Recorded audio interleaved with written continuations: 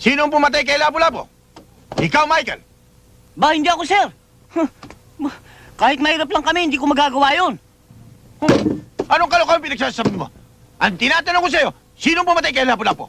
Hindi nga ako, sir, eh. Tarantado ka talaga, no? Gusto ko makausap ang tatay mo. I want you to bring him here. Understand?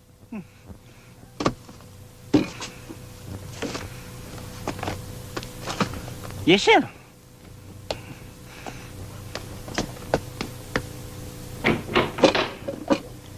Tay, Oh, Michael, tay, ibig daw kayong makausap sa eskwela. bakit? Kasi o itay, tinanong ako kung sino ang pumatay kay Lapu-Lapu. Oh. Ang sabi ko, hindi ako. Ngayon, kayo ang gustong makausap. Lagot kayo, tay. Teka. Bakit ako? Lalong hindi ako pumatay kay Lapu-Lapu. Anong malay ko ron?